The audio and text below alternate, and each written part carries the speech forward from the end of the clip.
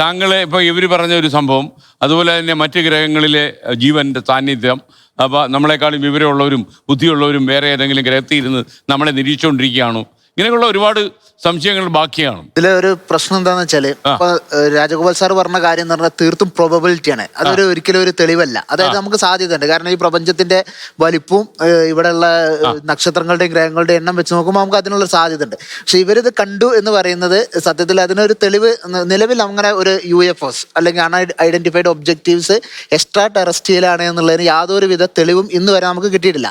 പക്ഷെ ഈ unidentified objects കണ്ടിട്ടുണ്ടാവും. അത് അൺഐഡന്റിഫൈഡ് ആയതുകൊണ്ടാണ്. അത് കാണുന്ന ആളുകൾക്ക് അത് ഐഡന്റിഫൈ ചെയ്യാൻ പറ്റിയിട്ടില്ല എന്നതാണ് അതിന്റെ പ്രത്യേകത.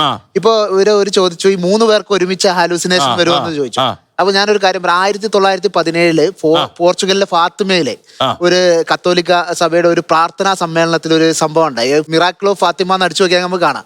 അവിടെ 30,000 മുതൽ 40,000 ആളുകൾ സമ്മേളിച്ച ഒരു സമ്മേളനത്തിൽ ഈ സൂര്യൻ കറുത്തിരുണ്ട് ഭൂമിയിൽ നിന്ന് താഴേക്ക് വീഴുന്നതായിട്ട് അവിടെ ആ പ്രാർത്ഥനാ സമ്മേളനത്തിൽ കൂടിയ 10,000-കണക്കിന് ആളുകൾക്ക് അനുഭവപ്പെട്ടു. ഒരാൾക്കല്ല, 10,000-കണക്കിന് ആളുകൾക്ക് അത് അനുഭവപ്പെട്ടതായിട്ട് അവര് റിപ്പോർട്ട് ചെയ്തിട്ടുണ്ട്. പക്ഷെ അന്നും സൂര്യൻ വീഴാതിരുന്നിട്ടുണ്ട്. അപ്പൊ അത് അവിടെ 10,000-കണക്കിന് ആളുകൾക്ക് എന്ത് സംഭവിച്ചിട്ടുണ്ട്? ഹാലൂസിനേഷൻ സംഭവിച്ചിട്ടുണ്ട്. അപ്പൊ 3 ആളുകൾക്ക് ഹാലൂസിനേഷൻ സംഭവിക്കുക എന്ന് പറഞ്ഞത് ഒരു പുത്തരിയല്ല, അല്ലെങ്കിൽ അതൊരു പ്രശ്നമുള്ള കാര്യമല്ല. അപ്പൊ ഇത് സൂര്യ ഉരുണ്ട് വീണിട്ടില്ല. കാരണം നമ്മൾ ഇവിടെ നിന്ന് ചർച്ച നടത്തുന്നതുകൊണ്ട് നമുക്ക് ഉറപ്പിക്കാം എന്ത് സൂര്യ ഉരുണ്ട് വീണിട്ടില്ല എന്നുള്ളത് ഉറപ്പിക്കാം. അപ്പൊ അതുപോലെ അപ്പൊ ഈ ഒരു കാഴ്ച 3 പേർക്കോ 30 പേർക്കോ ഹാലൂസിനേഷൻ സംഭവിക്കാനുള്ള സാധ്യത ഉണ്ട്. അനൂപിന് എന്തെങ്കിലും പറയാനുണ്ടോ?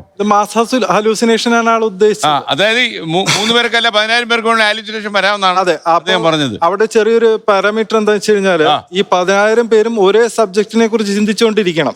അവർ എക്സ്പെക്ട് ചെയ്യണം, അല്ലെങ്കിൽ അവര് മനസ്സിൽ അത് ഇമാജിൻ ചെയ്യണം ഇന്നതാവാം. അല്ലെങ്കിൽ അറ്റ്ലീസ്റ്റ് ഒരു പാസ്റ്ററെങ്കിലും നിന്ന് പറയണം ദേ സൂര്യൻ ഇടിഞ്ഞ് വീഴാൻ പോവാണെന്ന് പറയുമ്പോൾ ഒരുമിച്ച് ഹാലൂസിനേഷൻ വരും. സയന്റിഫിക്കലി പോസിബിളാ.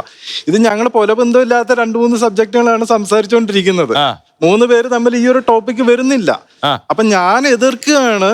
ഇവരിത് പറയുമ്പോഴും ഞാൻ എതിർക്കുന്നതല്ല, നീ വിചാരിക്കുന്ന പോലെ ഒന്നും അല്ല. അതൊരു ഫ്ലൈറ്റോ ടവറോ ആവാന്ന് പറയുമ്പോൾ ഹാലൂസിനേഷൻ അവിടെ fundamentally there is no chance. കാരണം ഞങ്ങൾ ഒരേ മൈൻഡ് സെറ്റിലല്ല നിൽക്കുന്നത്, ഞങ്ങൾ എതിർത്തോണ്ടിരിക്കുകയാണ്. അതല്ല ഇവര് പറയുന്നത് അതാണ് എന്ന് പറയുമ്പോ അവിടെ ഹാലൂസിനേഷന് സയന്റിഫിക്കലി പോസിബിലിറ്റി കുറവാണ്.